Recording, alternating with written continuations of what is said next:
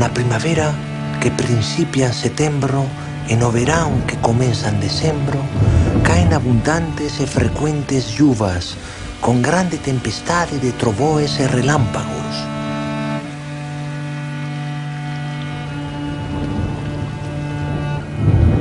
Há então as enchentes dos ríos e as grandes inundações dos campos.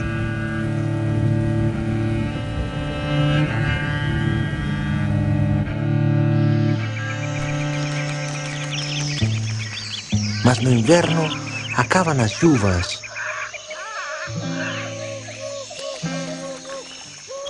Então os ríos descen e baixan até o fundo, de maneira que con as mãos se costuma apañar entre ervas grande quantidade de peixe.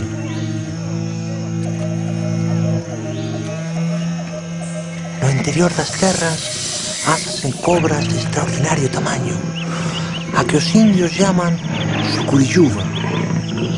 Tamén há lagartos, igualmente fluviais, a que llaman jacaré, de tan grande corpulencia que poden engolir un home, cobertos de durísimas escamas e armados de agudísimos dentes.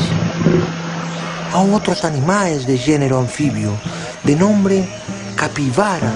Domestícanse e críanse en casa como caes, saen a pastar e voltan a casa por si mesmos.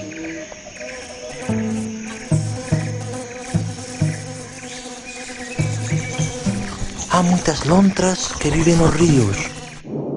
Há pouco, un indio, frexando un deles e atirándose a agua para o apañar, acorreu grande copia de outros que estaban debaixo da agua e acometeran un home con uñas e dentes, de maneira que teve traballo para tirar o que tiña morto e saiu todo arrañado, e pasáranse moitos días até fecharen as feridas. Neste tempo en que estive en Piratininga, que foi máis de un ano, serví de médico daqueles indios, e isto foi sucedendo ao irmão Gregorio, o cual, por mandado do padre Nóbrega, sangrou algúns indios, sin nunca o ter feito sinao entón, e viveran algúns de que senao tiña esperanza, porque outro moitos daquelas enfermides eran mortos. Se espera a vosa paternidade que haxa moitos dos brases convertidos en ganarse a súa esperanza, porque os adultos cerran os ouvidos para non ouvir a palabra da salvación.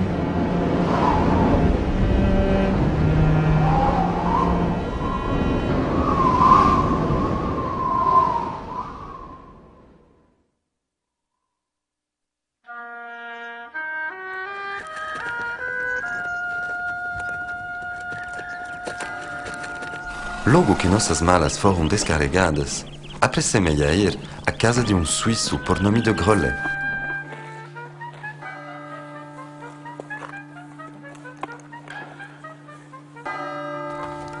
Era um homem prestimoso e afável, que soubera conquistar a estima dos habitantes de São Paulo. Ele me arranjou uma encantadora casa de campo situada a pouca distância da cidade. Ao chegar ao convento das Carmelitas, de onde se descortina uma bela vista, desci uma rua pavimentada e muito íngreme, que vai até a beira do rio Tamanduateí. Sua travessia é feita por uma ponte de pedra de um só arco. Depois, vê-se uma planície que, embora apresentando desníveis muito pronunciados, deve ser uma continuação da de Piratininga. O nome Piratininga já caiu em desuso, mas os campos a que ele se refere nada perderam da sua beleza. O termo significaria peixe seco e teria sido dado aos campos vizinhos de São Paulo porque depois das enchentes do Tamanduateí, muitos peixes ficavam presos nos campos e secavam com a ação do sol. Nesse caso, Piratininga derivaria de pirá, peixe, e tine, seco. É no antigo convento dos jesuítas que os capitães gerais estabeleceram a sua residência. O prédio, depois de desocupado pelos jesuítas, recebeu o nome de palácio, mas sua aparência não passa realmente da do mosteiro. Das janelas do palácio que dão para os campos, descortina-se uma vista maravilhosa.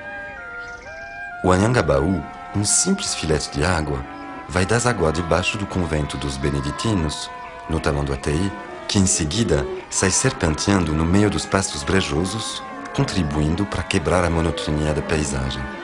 Animais pastam espalhados pela campina, e a paisagem ainda torna-se mais animada com as tropas de burros que entram e saem da cidade e com a presença de numerosas mulheres lavando roupa à beira do rio. Não convém escrever Tamanduateí com HY no final. Entretanto, essa grafia nos leva à sua verdadeira etimologia, que parece derivar das palavras da língua geral tamanduá, eté, ig, ou o rio do Tamanduá verdadeiro. O verde é talvez mais belo, mais matizado do que os dos campos da Europa no começo da primavera. E segundo me afirmaram, conserva o seu viço praticamente o ano todo.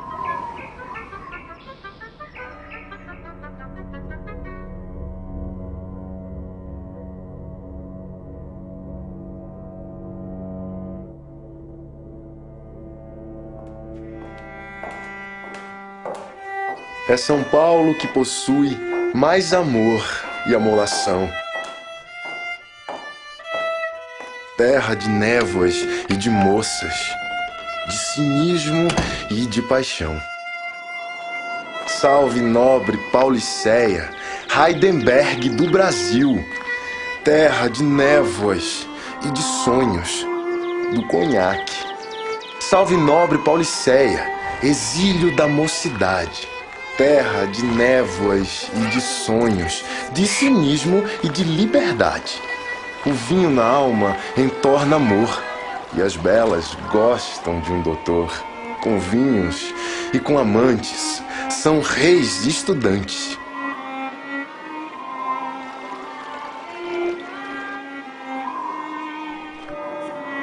Haja embora 1000 vinagres, haja embora pontos 1000,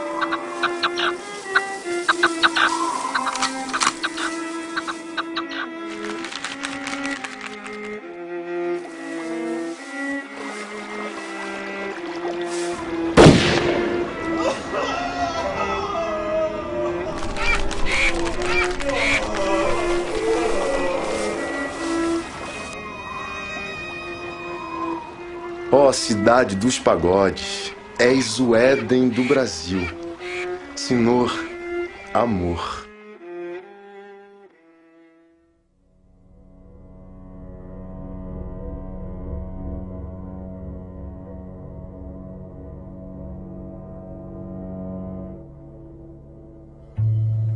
A Ilha dos Amores. Aquele passeio que tantos desvelos mereceu do presidente Dr. João Teodoro está se transformando em Ilha dos Amores. Entre outras, cita-se esta cena do mais puro realismo. São 4:30 da manhã. Um vulto, embrulhado em larga capa espanhola e com chapéu desabado, entra às espreitas no jardim, procurando furtar-se às vistas de outros que possam àquela hora achar-se próximo. Minutos depois, um outro vulto envolto em mantilha que trazia bem aconchegada, passa rapidamente de um ponto a outro. Quase ao mesmo tempo, entre um banhista e uma preta, assentada às portas da casa de banho, travara-se este diálogo. Vieste também tomar banho, rapariga?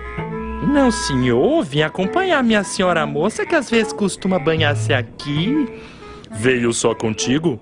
Sim, porque o marido fez viagem. Presta-se a conclusões horríveis este diálogo, as quais podem comprometer uma senhora e afastar do jardim e dos banhos as pessoas sérias e honestas.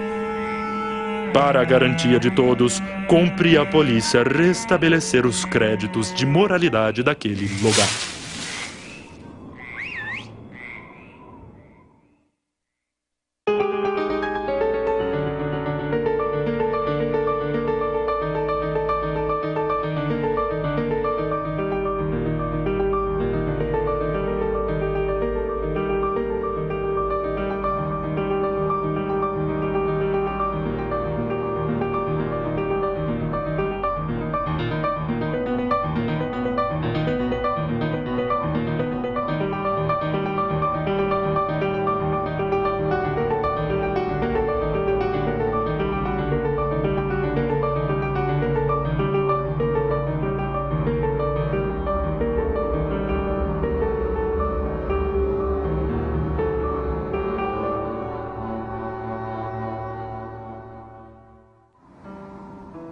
Com seus 20 anos fáceis, o 35 sabia mais da leitura dos jornais que da experiência que o proletariado era uma classe oprimida.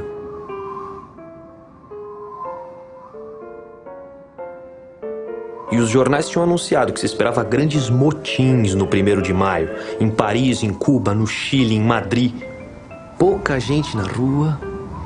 Deviam de estar almoçando para chegar cedo no maravilhoso jogo de futebol escolhido para celebrar o grande dia. Tinha, mas era muito polícia. Polícia em qualquer esquina, em qualquer porta cerrada de bar e de café, nas joalherias. Quem pensava em roubar? Nos bancos, nas casas de loteria. O 35 teve raiva dos polícias outra vez. E como não encontrasse mesmo um conhecido, comprou um jornal para saber. Pois estava escrito em cima do jornal: em São Paulo, a polícia proibira comícios na rua e passeatas, embora se falasse vagamente em motins de tarde no Largo da Sé. Mas a polícia permitira a grande reunião proletária, com o discurso do ilustre secretário do Trabalho, no magnífico pátio interno do Palácio das Indústrias, lugar fechado. Mas por que a gente havia de ficar encurralado assim? É pra eles depois poderem cair em cima da gente, filhos da p... Não vou, não sou besta. Quer dizer, vou sim, desaforo, vai se f... Tudo deserto. Era por ser feriado, 1º de maio. Não eram bem 13 horas e já o 35 desembocava no Parque Dom Pedro outra vez, à vista do Palácio das Indústrias. O 35 topou com 486, grilo, quase amigo, que policiava na Estação da Luz. O 486 achara jeito de não trabalhar naquele dia porque se pensava anarquista, mas no fundo era covarde. Conversaram um pouco do entusiasmo ser mostradeiro, um pouco de 1º de maio, um pouco de motim. O 486 era muito valentão de boca, o 35 pensou. Pararam bem na frente do Palácio das Indústrias, que fagulhava de gente nas sacadas. Se via que não eram operários. De certos deputados trabalhistas, havia até moças, se via que não eram distintas, todos olhando para o lado do parque onde eles estavam. Mas foi só quando aqueles 3 homens bem vestidos, se via que não eram operários, se dirigindo os grupos vagueantes, falaram para eles em voz alta: "Pode entrar, não tenham vergonha, pode entrar." Com voz de mandando assim na gente, o 35 sentiu um medo franco. Entrar ele? Fez como os outros operários, era impossível, assim soltos, desobedecer aos 3 homens bem vestidos, com voz mandando. Se via que não eram operários. Foram todos obedecendo, se aproximando das escadarias. Mas o maior número, longe da vista dos 3 homens, torcia caminho. Ia se espalhar pelas outras alamedas do parque, mais longe. Esses movimentos coletivos de recusa acordaram a covardia do 35. De repente, o 35 pensou que ele era moço, precisava se sacrificar. Se fizesse um modo bem visível de entrar sem medo no palácio, todos haviam de seguir o exemplo dele. Pensou e não fez. Nisso vieram os cavalarias falando, garantidos: "Aqui ninguém não fica não, é festa lá dentro, meu irmão, no parque não para não." E o grupo deram de andar outra vez, de cá pra lá, riscando no parque vasto, com vontade, com medo, falando baixinho, mastigando incerteza. Deu um ódio tal no 35. Um desespero tamanho, passava um bonde, correu, tomou o bonde sem se despedir do 486, com ódio do 486, com ódio do 1º de maio, quase com ódio de viver. E o 35 inerte, passivo, tão criança, tão já experiente da vida, não cultivou vaidade mais. Foi se dirigindo num passo arrastado para a Estação da Luz, para os companheiros dele. Esse era o domínio dele. Eles se ajuntaram, agora sérios, curiosos, meio inquietos, perguntando por ele. Teve um instinto voluptuoso de mentir, contar como fora a celebração, se enfeitar, mas fez um gesto só, cuspindo um muxoxo de desdém para tudo.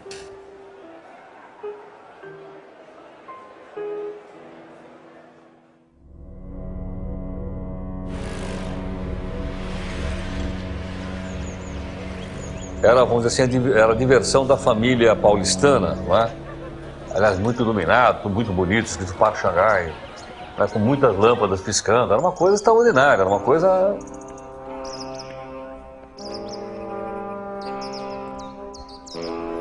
E eu conheci um cara, ele era o mecânico Graças a ele é que eu recebia um passaporte, né? Que tinha os tickets para você poder entrar, porque só ia no parque quem tinha dinheiro.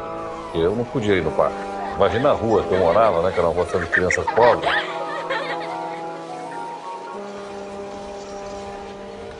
E eu me lembro que uma vez no parque, isso aí, já no auge do parque, trouxeram um brinquedo chamado estratosférica.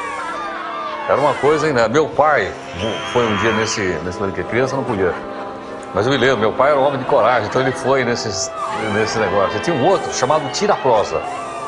Então, de tira-prosa também, era um barquinho que sentava e ele virava assim, de cabeça para baixo, né? Depois tinha aquele chapéu mexicano, viu? Eu me lembro de ter visto chapéu mexicano no parque. Tinha também aqueles carrinhos de trombada. Você imagina esse carrinho de trombada naquela época, né? Foi a primeira vez também que eu vi na minha vida uma montanha-russa. Era outra grande atração no parque. E ela subia e tal, depois ela vinha caindo e caía dentro d'água. Você podia ir namorar no Parque Dom Pedro II, você podia passear no Parque Dom Pedro II a pé. A gente brincava de mocinho bandido, né? Fazia guerra de estilingue, esconde-esconde no parque. Houve uma grande festa na porta do Palácio das Indústrias. Eu me lembro, era menino, eu com meus pais e tal. Tinha os refletores do exército, que sobrou da Segunda Guerra Mundial e tal. Porque os aviões passavam, jogavam uns triângulos de alumínio e eram as chivas de prata. O lema era: São Paulo não pode parar. Você podia fazer qualquer coisa em nome do progresso. Nós temos que derrubar tudo e fazer tudo de novo. Nessa altura o Parque Xangai já tinha acabado e aquela região toda se degradou muito rapidamente, porque ela passou a ser uma região de passagem. Ela não era uma região de passagem, eu morava lá.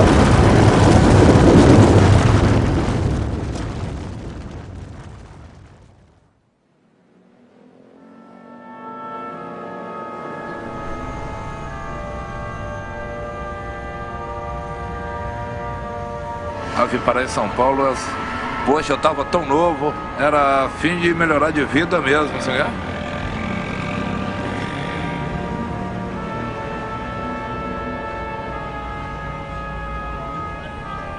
Eu tinha outra mente para trabalhar mesmo e vencer na vida. Mas aí eu tive esse problema com a justiça, me marginalizei um pouco e aconteceu isso. Eu fiz ação. Infelizmente, meu amigo, a grande verdade. Mas eu paguei tudo, graças a Deus, 14 anos e 10 meses. Paguei, não devo nada. Quando eu saí, estava tudo muito difícil para mim. Aí eu vim morar aqui no Parque Dom Pedro. Porque sem chance de nada, só sobra aqui realmente o parque.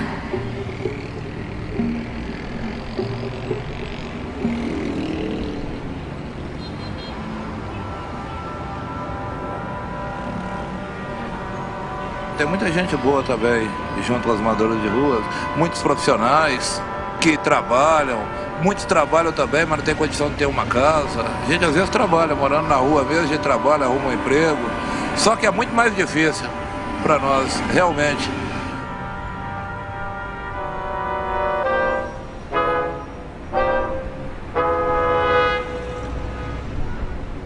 A polícia vem. Eles vêm quase todo dia, mas sabe por quê? Porque o índice de criminalidade é muito alto aqui, as pessoas roubam muito por aqui. Mas eles nem mexem com a gente, que eles já conhecem. Eu, por exemplo, eles nem mexem comigo. Tem anos e anos que eu estou aqui. Eles vêm para olhar se acha quem roubou, qualquer coisa assim.